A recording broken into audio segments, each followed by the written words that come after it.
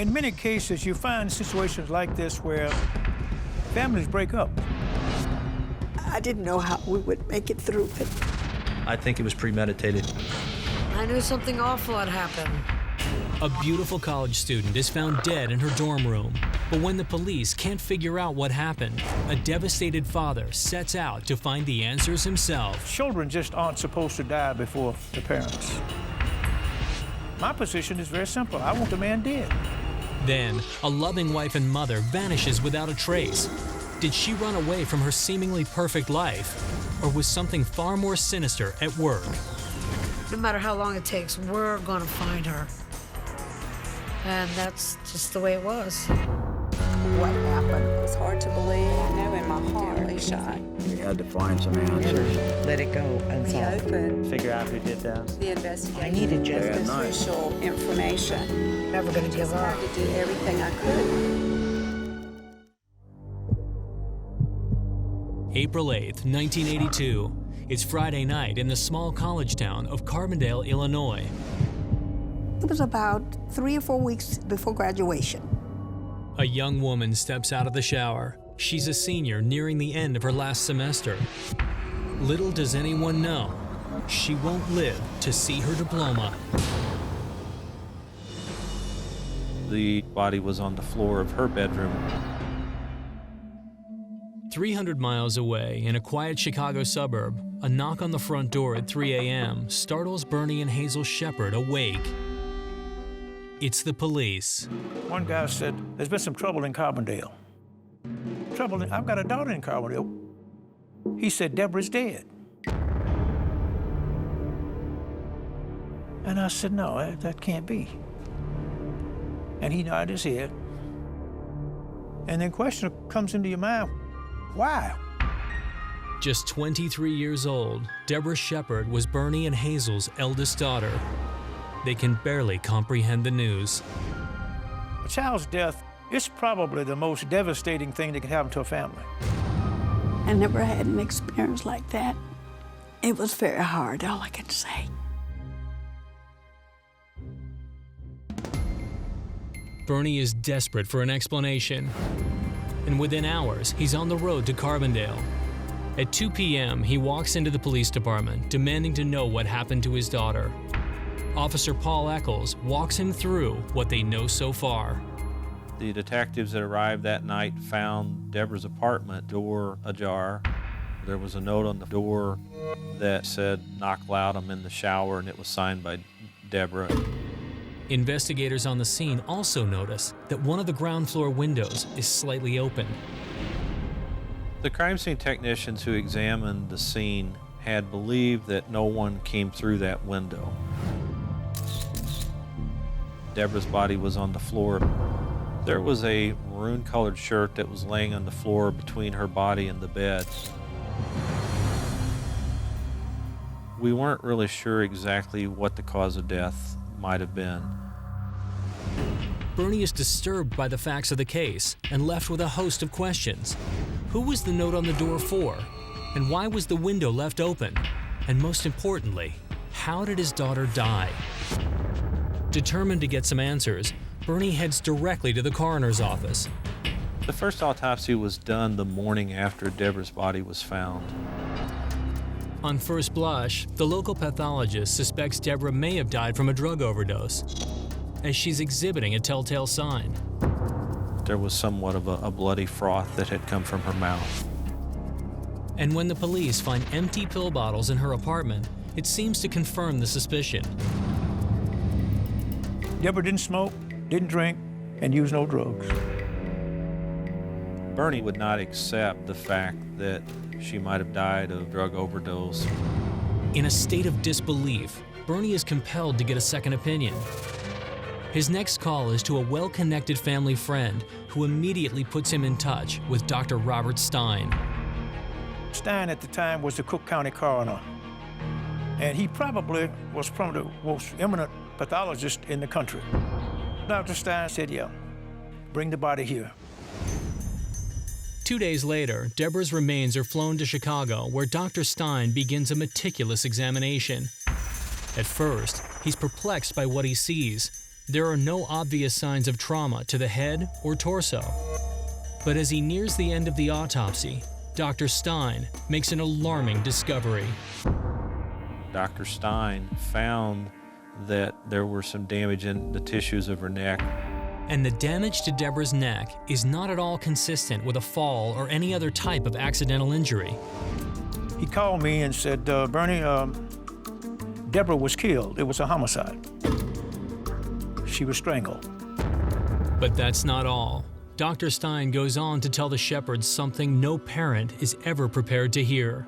He's uncovered another disturbing detail during the autopsy: a sperm sample from Deborah's mouth. This finding strongly suggests that their daughter was also sexually assaulted. It was awful. It was a nightmare to hear how she must have suffered. The Shepards are overwhelmed by the news. It's inconceivable that something so horrible could have happened to a girl who, for her entire life, seemed to have the world at her feet. When Deborah was born, I was 23 years old. I just couldn't ask for a better child. Everybody loved Deborah. Deborah wanted to be a veterinarian. That was her goal. And when it came time to select a college, Deborah chose a well-respected school in Carbondale, Illinois, with a strong pre-vet program. I was happy she was going away because she wanted to. She selected the school. My husband objected. He did not want her to go. I wasn't very strict. I was protective. My husband just worshiped Deborah. They had a beautiful relationship. But now, all Bernie and Hazel have are memories, and a chore that no parent should ever be faced with: planning their child's burial. You know, that day was a very bad time for me. I didn't know how I was gonna make it through it. But the Shepards have to keep their feelings at bay. Their single-minded purpose now is to help police catch the man who took their daughter's life. And with Dr. Stein's new autopsy report in hand, they suddenly have a lot more to go on. We knew that there was evidence that there had been oral sex, but it was very limited in the amount of DNA material.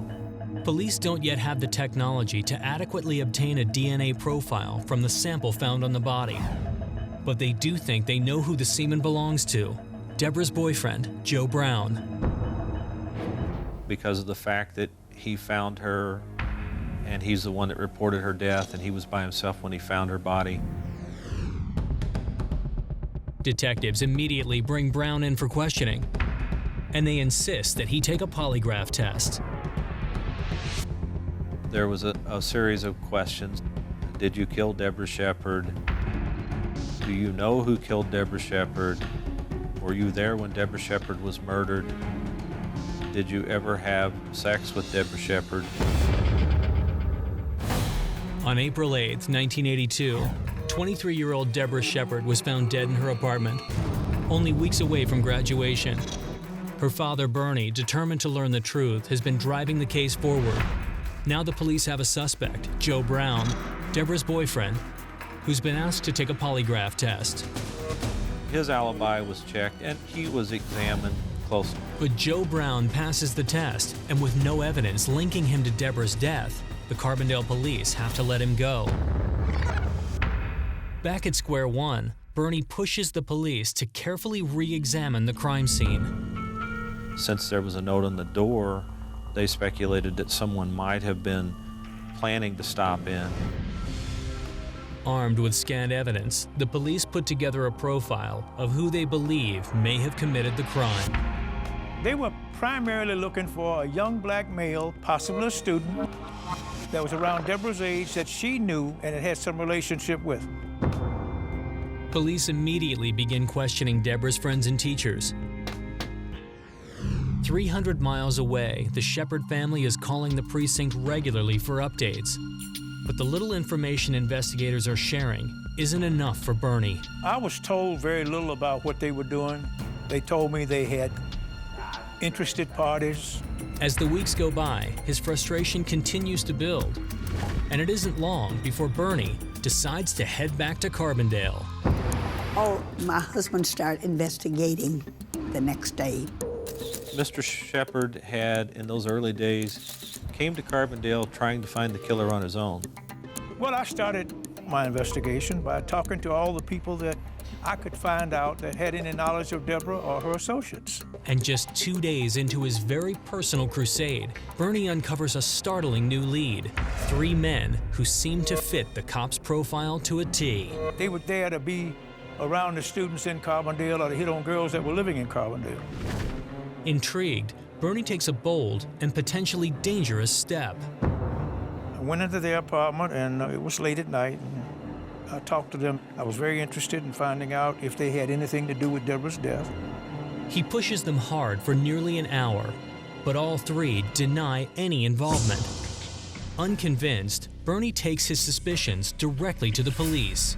Detectives did go out and interview these people who Mr. Shepard suggested that might have more information. Well, the police department then subsequently investigated them as well. They came back to say, well, Mr. Shepard, we've talked to them extensively, and there's no involvement there whatsoever. Still, Bernie is sure he's on the right track and that the man who killed Deborah is someone who knew her. One by one, he interviews his daughter's friends, hoping that somebody will remember something. Then, 5 weeks after he first arrived in Carbondale, Bernie gets a solid tip. It seems that in the months before her death, one of Deborah's classmates had become infatuated with the attractive senior. I spoke to him immediately after this happened, and I met him on 2 occasions. He liked Deborah. He admitted that to me, but she just dismissed him. His name is Derek Jones, and Bernie is sure that he had something to do with Deborah's death. Now, he just has to convince the police. I subsequently contacted some members of the police department and told them. The police quickly track Jones down and bring him in for questioning. There were several polygraph exams given during Deborah's murder investigation, and everyone passed except for one particular individual who had solicited a relationship with Deborah. When he failed the polygraph, there was a lot of focus that was shifted towards him as well. With Bernie's help, it seems the police finally have a genuine suspect in hand. Now, they just need to get him to talk. Well, the investigators attempted to interview him several times. With each interrogation, police crank up the pressure. Hour after hour, they press him for details about how he killed Deborah Shepard. But just when they think they're about to get a confession, Derek Jones stops talking altogether. He became frustrated and finally stopped his cooperation. Without any direct evidence connecting him to Deborah's murder, the police can't hold Jones any longer. And Bernie Shepard is forced to watch as the man he believes to be responsible for his daughter's death is set free. Then the next question, obviously, is where do we go from here? Deborah Shepard was sexually assaulted and murdered just days before she was to graduate from college. From the outset, Deborah's father, Bernie, has been determined to find his daughter's killer. But now the chief suspect, Derek Jones, has been set free, and neither Bernie nor the police are any closer to solving the brutal crime. Then, after 25 years of marriage, Bernie's personal quest for justice begins to take its toll on his wife, Hazel. He was just different. I lost a lot of interest in doing a lot of things that I normally would have been interested in doing. We were fighting, and we finally realized why we were fighting. The drain on our relationship was becoming too great. It was very difficult. I didn't know how we would make it through it. In many cases, you find situations like this where families break up. Months go by without a word from the police, and Bernie and Hazel begin to wonder if their daughter's murder case has slipped through the cracks. Now, after a while, We got no further calls from Carbondale at all. Then, when the family least expects it, Deborah's case begins to heat up after Carbondale police officer Paul Echols gets a promotion. In 1986, I was selected as the department's new crime scene specialist. I decided that it was time to read some of the old unresolved murders in Carbondale. As Echols is scanning the long list of cases, he comes across the Shepard file. I found an article that showed a picture of Mr. Shepard, he holding a picture of Deborah. This man who sent his daughter to go to college, and on the eve of her graduation, her life was taken. And I too had a daughter.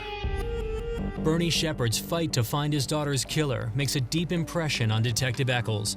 And now that he's in a position to do something about it, Echols vows to take a second look at the case. But wary of raising expectations, he decides not to notify the Shepards. You don't call families and tell them what you're doing unless it's productive. Remembering Bernie's suspicion that some clue must have been left at the crime scene, Echols' first step is to reopen the boxes of evidence. I honestly believe that the key to unlocking this mystery would be in the evidence. Echols finds the crime scene photographs, forensic files, a bath towel, and a purple shirt. Slowly, he begins to assess each piece of the puzzle. DNA was the new science, the new technology, and databases were being built with known sex offenders. Excited by the advances in DNA technology, Echols re-examines the physical evidence that was gathered at the crime scene back in 1982. To his disappointment, the results are once again inconclusive. He still can't get a decent DNA profile, but the detective doesn't give up hope. Over the next 10 years, he continues to test the samples, hoping for a solid profile of the killer. As the DNA technologies improved, I began to have contact with Suzanne Kidd. Suzanne was trained in DNA. So Echols just approached me so that we could look at the evidence in this case and see if we could take those DNA advancements and apply it to this case. As his next move, Detective Echols decides to revisit a piece of evidence from the scene that investigators had discounted years ago. In 1982, there was no biological material found on the shirt other than some blood stains that belonged to Deborah. So that shirt was felt to have really been of no value. But this time, Echols urges Kidd to look beyond the obvious bloodstains. She found a very minuscule stain away from the blood. Kidd soon determines that it's not a bloodstain at all, but rather the killer's semen. The initial sample taken from the body was inadequate for analysis, but Suzanne runs the shirt through a new specialized DNA test and puts the evidence in the National DNA Database. As the machine runs through the thousands of samples, Echols and Kidd desperately hope for a match. At that point, it was one of those things you kind of hold your breath, you say a little prayer and hope that this is the key. For years, Bernie and Hazel Shepard had thought that the 1982 murder of their daughter Deborah would never be solved. But now, Detective Paul Echols and forensic specialist Suzanne Kidd have discovered a previously unnoticed DNA sample, and they're running it through a network of criminal databases, praying for a match. The evidence was brought in July of '07, and then the DNA match was made in August. And from that hit, I was able to get a name of a person. On August 13, 2007, Detective Echols receives the name of the man whose DNA was found on Deborah's shirt, Tim Krajcir. It's a stunning revelation. Both the police and the Shepards have always believed that Deborah's killer was a college-aged African-American man, an old boyfriend, or a classmate. I just couldn't believe our suspect was a white male and that he was born in 1944. A quick check also shows that Krajcir was on the same campus as Deborah at the time of her murder.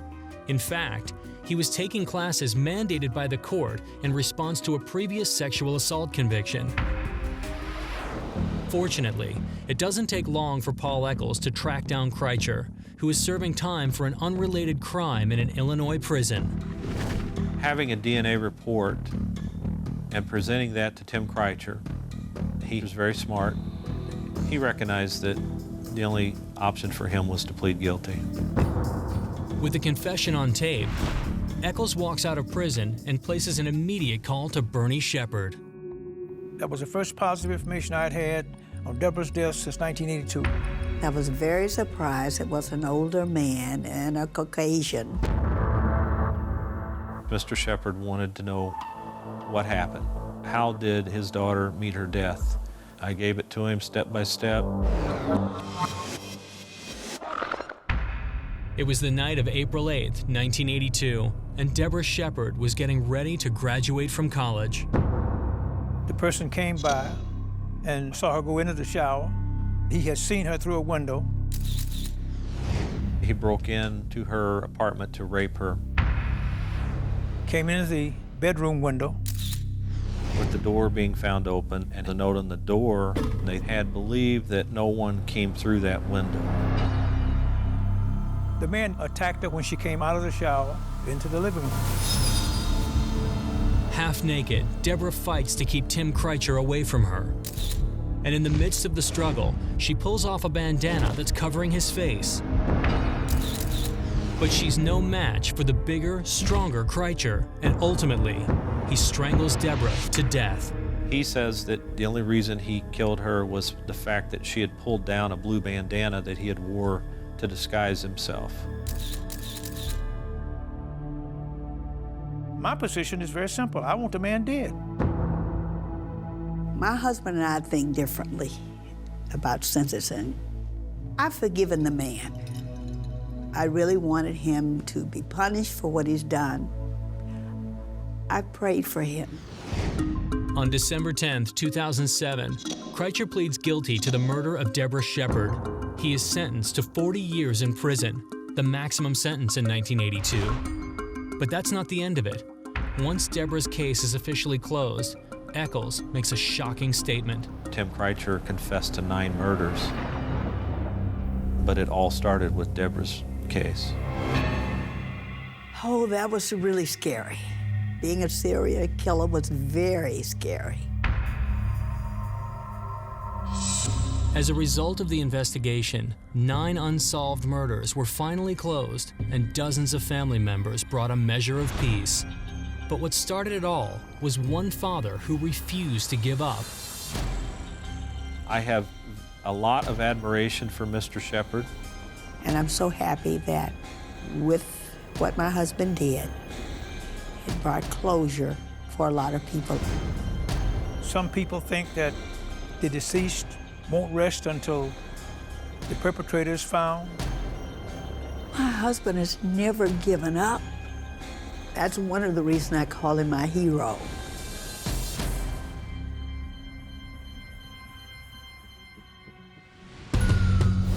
While one father's enduring love inspired a decades-long crusade for justice, a best friend's devotion drives a missing persons case to a shocking conclusion.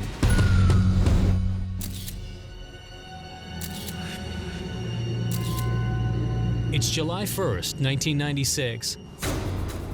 A muggy summer night in Hanover, Maryland. Nancy Riggins kisses her young daughter goodnight and heads off to bed. Amanda was such a joy to Nancy. She was just the apple of Nancy's eye. Nancy Riggins' husband, Steve, who's just finished working a night shift, pulls into the driveway of the home he shares with Nancy and their 5-year-old daughter, Amanda. He came home from work, noted that his wife's minivan was in the driveway. Steve calls out for Nancy, but when there's no answer, he immediately realizes that something is very wrong. His heart racing, Steve can't get to Amanda's room fast enough. To his relief, he finds her still in bed, fast asleep. But after a thorough search of the house, Nancy is nowhere to be found. His first call is to his wife's best friend and co-worker, Tina Leischer. If anyone knows where Nancy is, it's Tina. Stephen had called me the morning that Nancy didn't show up for work. Tina is worried and urges Steve to call the police. When Steve called 911, he reported that all of Nancy's belongings were inside the house, probably most importantly, her 5-year-old daughter. And there was no sign of Nancy anywhere. Following the standard procedure, Greg Marshall, a detective with the Howard County Police Department, files a missing persons report. We look at all the facts and we determine whether any follow-up information or any follow-up investigation is needed.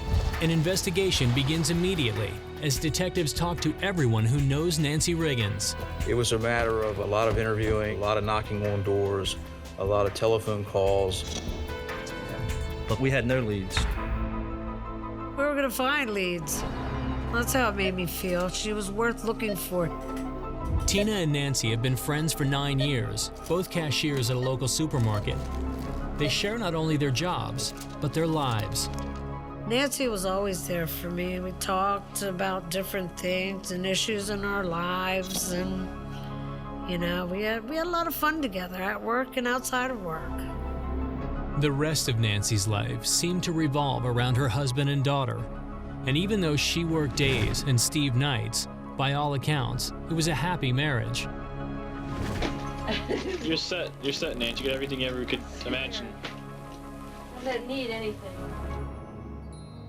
The one thing that none of her friends or family can fathom is what would compel Nancy to leave her 5-year-old daughter alone in the middle of the night. She would have never, ever walked out that door without that child. It's impossible. I knew something awful had happened. It was time to act from day one. We all got flyers made up and went to different places. We plastered Nancy's face everywhere we could. We passed them out at intersections near her home, at all the homes in her neighborhood, all the parking lots. Days turn into weeks, and there's still no sign of Nancy. Meanwhile, Steve begins to fall apart under the strain. They'd been married for 8 years, and now he can't seem to function without her. Eventually, it becomes obvious that he's also having trouble caring for their only daughter. I talked to him in lengthy detail why it would be a good thing for her to go with Nancy's parents while this was going on. Eventually, my parents took her to Newcastle, Pennsylvania. Tina's relieved to see Amanda in more secure hands. But Nancy's disappearance remains puzzling, and as the official missing persons investigation begins to falter, Nancy's friends redouble their own efforts. No matter how long it takes, we're gonna find her. And that's just the way it was. Then in October of 1996, Tina and Laura decide to try a radical new approach. They contact a famous cold case psychic who agrees to help them for a fee. But it's more than either can afford on their salaries at the supermarket, so they set out to raise the funds.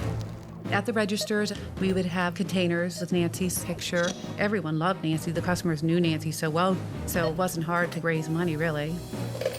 When they approach the local police chief, he's skeptical, but agrees to let his detectives talk to the psychic. She talked to the police officer because they didn't want us to give any information to her or slip up or say something that would, you know, mislead her.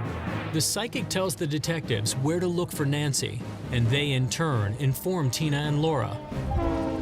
There was going to be railroad tracks nearby. There would be no hunting signs, no trespassing sign. The psychic's clues are too vague for the police to act on. Her description covers literally hundreds of miles in every direction. But with little else to go on, Tina and Laura start canvassing the surrounding area. Every day, Laura and I were out in the woods searching for her every day. Tina and I tried to incorporate different things that the psychic put in the reading. Then, one cold morning in March of 1997, Tina and Laura happen upon a site that seems to fit the psychic's reading to a T. I felt that she was out there. And it isn't long before they come across a clue that appears to confirm their worst fears. Laura literally almost threw up. She was so upset by it. For over 4 weeks, Nancy Lee Riggins has been missing with no explanation. Her husband is shut down emotionally, and her parents are caring for their granddaughter. But her two closest friends are determined to find her, and now they believe that they may have discovered a clue in the woods. We saw an actual bone. You know, we were frightened. I thought it was her. I really did, and I really thought we had found her. But after a cursory examination, the police quickly determined that the bone could not have belonged to Nancy. It turned out that it was an animal bone. It did freak us out, but once you get past those initial things, you're over it. You can go on. Keep looking. You're not so scared anymore. Then, just when the investigation seems to have come to a standstill, there's a break in the case that threatens to change everything. The police called us and told us that Steve had sold Nancy's minivan. He told the buyer Nancy just went away and that she had been talking about going away for a period of time and that she had just finally done it. For months, Steve has maintained that his wife's disappearance was a complete surprise to him. Now, suddenly, he has changed his story. That was very suspicious. Very suspicious. The news from the police hits Nancy's friends and family hard. Why would he sell the minivan? That certainly was an indication that Nancy wasn't coming back. But there's one very troubling question. No one can figure out why Steve would want to harm his wife and the mother of their daughter. We decided to go back and interview Steve. He came to the police station voluntarily without an attorney. But when cops confront him, Steve denies he ever told the buyer that Nancy was planning to leave. Still, despite scant evidence and no apparent motive, Detective Jacobs isn't buying it. My gut feeling was that he was definitely lying about the disappearance of his wife. Steve Riggins is now the primary suspect in his wife's disappearance. Nancy's family and friends are disturbed to think that the man Nancy lived with and loved could be her killer. I guess it was just something that was trying to save my brain from thinking the worst. Over the next few months, police continue to work the case and even search the nearby woods with cadaver dogs for any sign of Nancy. We conducted multiple searches over multiple weeks. With search dogs for many, many hours, days after days. When we would go on dog searches with them, we would just hope and pray for the best that one of them would find a hit in the area somewhere. Here's two civilians that were that driven and motivated to help find their friend and loved one. That definitely motivated me to not give up. But as the months roll by with no sign of Nancy, everyone begins to lose hope. That was very frustrating for all of us. We never knew where Nancy was. I mean, sometimes wake up in the middle of the night and think, where is she? And it's just a panic feeling. A family does need that part resolved because there's always an emptiness there. Although under suspicion, Steve seems to get on with his life. He soon cuts off all ties with his in-laws. Either he's innocent and outraged or faking it. But Nancy's friends and family are becoming increasingly convinced that Steve was somehow involved in his wife's disappearance. I knew for sure that he did something to her. And when police suggest that a billboard should be put up near Steve's house, they all jump at the chance to help. When he would drive to work, he would have to literally drive past this billboard. The billboard had a huge picture of Nancy on it. Steve couldn't miss it. Often, if someone goes missing, you'll at least get one call from someone saying they saw the person. And ironically, we did not receive one call from any citizen. I think my biggest fear was that he wouldn't be caught. Then, when the family thinks it can't get any worse, the police drop another bombshell. It turns out that Steve has a secret that he's been keeping from everyone. We discovered in the course of our investigation that Steve was having a long-term sexual relationship with his babysitter.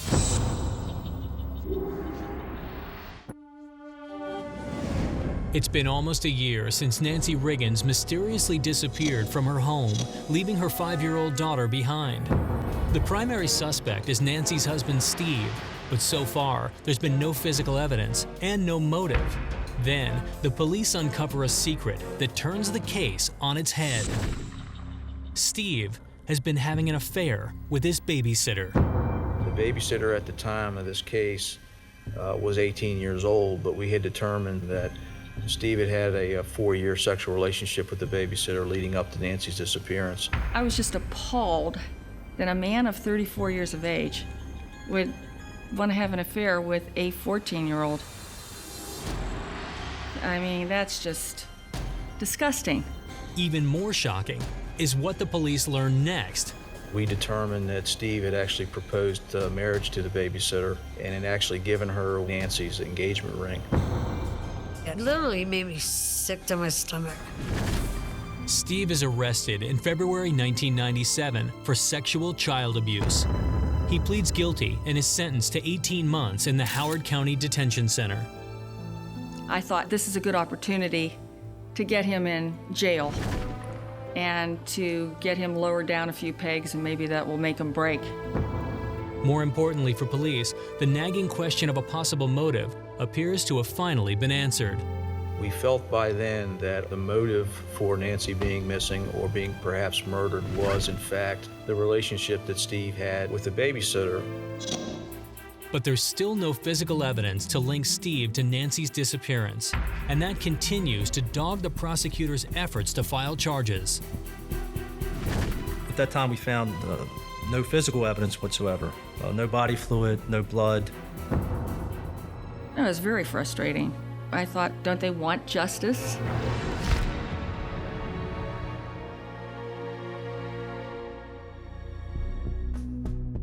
Still, spurred on by the determination of Nancy's friends and family, the investigative team refuses to give up. Over the next several years, they continue to gather circumstantial evidence and build their case against Steve. You have to prove that there's no other reason for this person's absence other than the fact that they're murdered. We conducted dozens and dozens of searches, to include the use of dogs, to include the use of helicopters, to include the use of computer searches, passport searches. We did everything we could to try to close the door on any kind of possible defense that he might have at trial. And we were successful. I believe Steve murdered Nancy. Finally, on September 21, 2000, the police arrest Steve Riggins for the murder of his wife, Nancy. We were all overjoyed when he was arrested. We were elated. We were finally getting some headway. The trial begins on July 2, 2001, and lasts 19 days. And despite the absence of a body, the jury takes just 2 hours to deliberate. There's just no other conclusion to draw other than the fact that she'd been murdered. They returned a unanimous verdict of guilty of first-degree murder. It was an overwhelming feeling. It's just like, God, all the exhaustion, all the hard work, it's all paid off. Stephen is where he belongs, and I think that's justice in capital letters. But the victory is bittersweet for all those who love Nancy. Steve continues to claim he's innocent, and the family still has no idea where Nancy's body is. There was a piece of the case that wasn't solved. There was not closure because Nancy was still out there. Even though Steve's in jail, Nancy's still missing.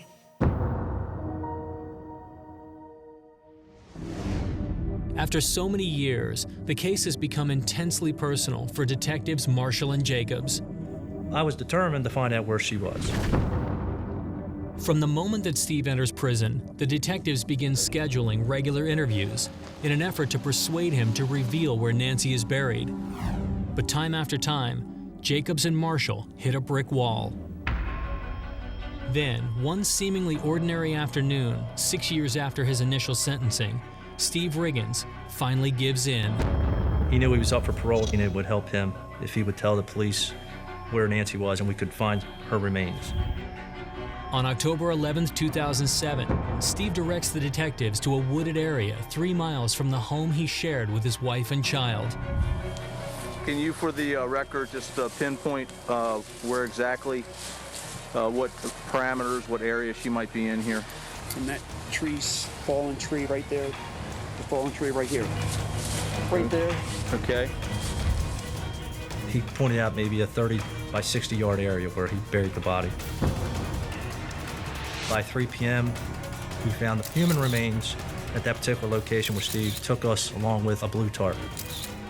In an odd twist of fate, the body is discovered very close to where Tina and Laura found the animal bones so many years before. Laura and I were like probably maybe 20 feet away from it. DNA testing confirms that the skeleton wrapped in the blue tarp is Nancy Riggins. When they did find Nancy, for the first time since Nancy's been missing, there was peace in my heart. But Steve provides only vague details about the crime. The police can only speculate about what happened that fateful night in 1996. It would have been Monday, July 1st, 1996. She had an argument with Steve the day before on Sunday about the relationship with the babysitter. I think it was premeditated. He intentionally planned on to kill his wife. I don't think it was an accident. Steve went in the house. He confronted Nancy. He killed her by strangulation.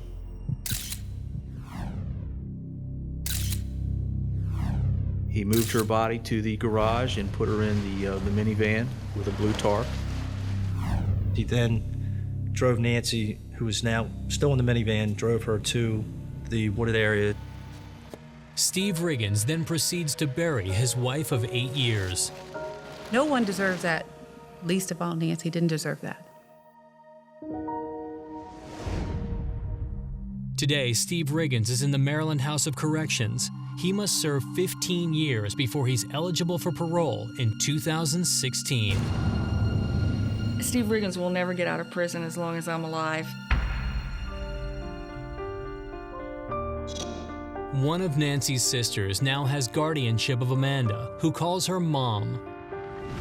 Nancy's family may never get over her tragic loss, but they and the police will also never forget all Tina and her friends did to bring a killer to justice. I would say Tina Elijah's role in this case was a significant one. After all those years of just waiting and doing things, she did everything right.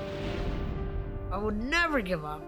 It's just something you do when you love someone. You just don't give up.